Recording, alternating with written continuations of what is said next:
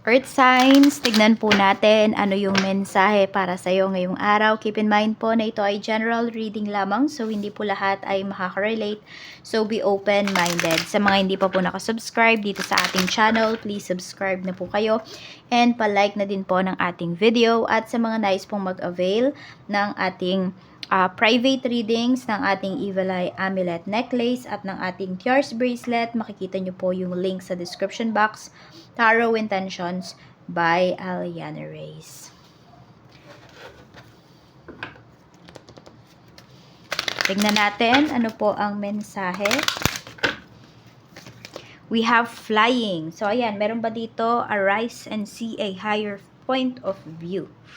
So meron dito, nakalagpas na kayo sa mga problems ninyo, nasolusyonan nyo na. Meron din dito, pwede po na, ano ba, sobrang saya ba ninyo? Feeling nyo nasa alapaap kayo ngayong araw na ito. Meron din naman, pwedeng, ayan po, na-receive nyo na yung inyong ticket, yung inyong flight schedule, mayroon na. So, makakaalis na po yung iba sa inyo. Pwede rin naman ngayong araw na to, hinatid na kayo ng inyong mga family members sa airport. So, ingat po. Good luck sa new journey po ninyo.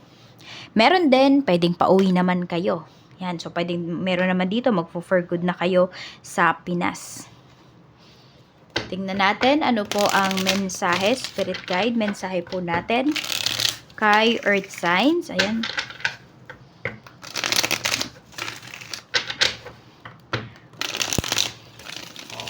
Hindi na lang drawing yung mga pangarap ninyo. Check natin ano pa ang mensahe. Mensahe po natin, spirit guide. Meron tayong 3 of Wands. So, may pag-alis talaga dito na pinapakita. Yung iba naman po sa inyo, ano, pwedeng ito ay freedom po. Pwedeng, ano ba, nawala na yung mga negative na tao sa life ninyo, yung mga toxic. Diba? Pwedeng kayo na mismo yung umalis or sila na yung umalis, nag-alsabalutan na yung mga toxic sa buhay mo.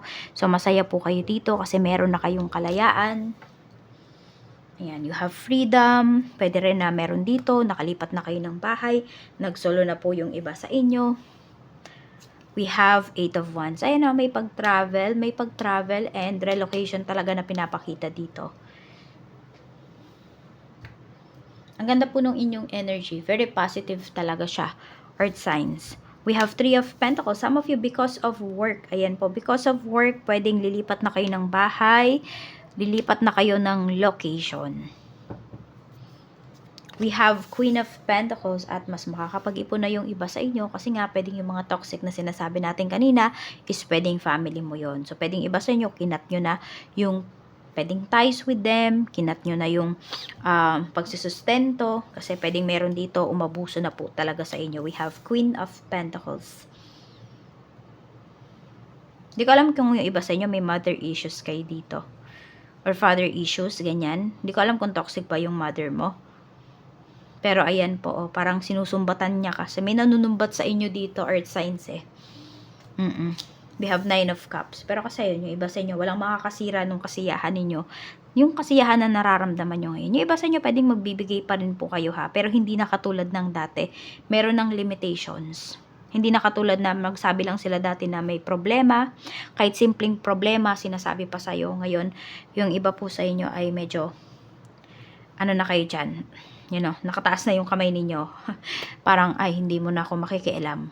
Parang, solusyonan nyo muna yung mga problema ninyo. We have 4 of Wands. Ayan. So, may stability talaga na pinapakita sa'yo dito. Ayan po. Masaya, magiging happy po kayo dito sa bago nyong mapupuntahan. Pwedeng less toxic yung environment. Tapos, gusto nyo talaga yung trabaho ninyo. Ayan, no? We have 3 of Cups. So, pwedeng napaka-warm nung welcome sa'yo ng mga katrabaho mo. Makakasundo mo talaga sila, oh. Hindi naman laging nag-happy-happy, no? Pero, ayan po, oh. Pwedeng meron kayo ditong job na maaayos talaga. Or mabilis po ninyong matatapos kasi nagtutulungan talaga kayo dito. At may contribution bawat isa. Sabi ko nga sa'yo, less toxic talaga. Meron ba dito, mag-i-invest kayo sa bahay? Yan, baka meron kayong mga balak ninyo magkaroon ng paupahan na bahay. Ayan po. Or pwedeng meron dito, nag-i-invest kayo sa alahas. Meron tayo ditong 6 of Wands. Tingnan nyo, meron kayong marireceive dito na award. Meron dito, ma-hire kaagad kayo. Tataas kaagad yung position po ninyo. Basta yun lang, maging down to earth pa rin talaga kayo.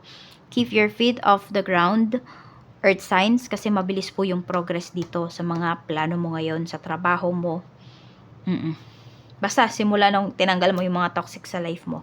Even family members mo pa yan. Oo. Kasi mas inaalagaan mo kasi ngayon yung peace of mind mo, yung mental health mo. We have the Chariot. You see? Ang dami talagang mga good things na paparating sa'yo. Blessings after blessings. We have Page of Cups. Meron tayo ditong The Hanged One. Ayan. Meron lang ditong magme-message po sa inyo na parang medyo mapapaisip kayo kung totoo ba yung sinasabi ng tao na yun sa inyo or hindi. 7 of Pentacles. Okay, baka nakikisakay lang yan sa growth mo, sa success na nararanasan mo ngayon. Baka dati di ka naman pinapansin ng taong to, no? Tapos biglang magme-message sa'yo. So, never mind those kind of person na naalala ka lang kasi nakikita nila na nagiging successful ka na. We have 6 of Swords. Ayan po, sure na talaga yung iba sa inyo ha, yung pag-alis ninyo dito. Or yung iba naman po sa inyo, kung kayo po ay na parang nagdadalawang isip kayo, ano kaya ako, mag-ibang bansa kaya ako, magtrabaho kaya ako abroad. Marami po sa inyo, mabilis po kayong makakaalis. Kaya kung may opportunity man na darating para sa inyo, huwag nyo na pong pakawalan. For some of you, pwede nga po dito o magkasama pa kayo ng asawa mo.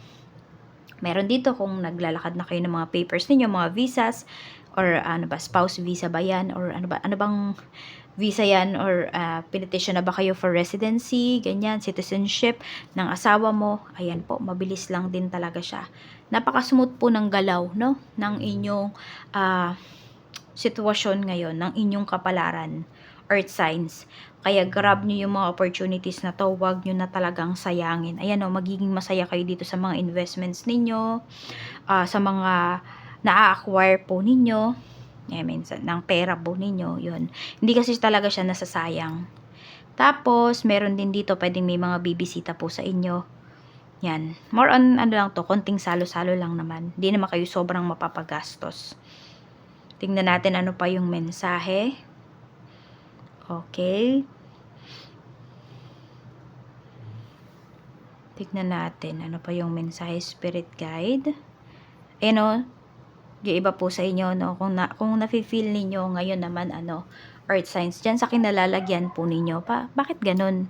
Ang positive nung reading natin, pero bakit di mo feel? Yung iba po sa inyo, kung mabigat yung nararamdaman ninyo ngayon, pwedeng nasa maling lugar po kayo. Pwedeng nandiyan kayo sa lugar na hindi talaga kayo uunlad. So, make room for improvement and grab nyo yung mga opportunities na nag-o-offer sa inyo na makalayo kayo dyan sa lugar kung nasaan kayo. Meron kasing bigat dyan sa lugar ninyo. Hindi lang yung lugar mismo, pwedeng yung mga tao. Okay? So, grab nyo po talaga yung opportunities. Meron din ako nakikita dito, ayan, kung meron na kayong asawa, yung mga dreams nyo po talaga, yung mga goals ninyo, mangyayari talaga siya. Kaya lang, kailangan nyo daw pag-isipan itong mabuti. Huwag kayong pabigla-bigla. Yan. At saka huwag kayong mainip, no? Dito sa mga ginagawa ninyo ng asawa mo, dito sa mga projects ninyo together, mangyayari po ito. So, iwasan nyo yung sabihin, naiinip na ako, ganito, ganyan. More on positive affirmations po yung gawin ninyo. Yan, meron dito matatatakan na ang passport po ninyo.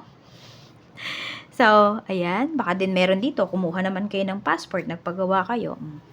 So, ayan lang po, maraming salamat, mag-iingat po kayo always, and more blessings to come. Claim nyo na po ang mga positive energies dito sa ating reading ngayon.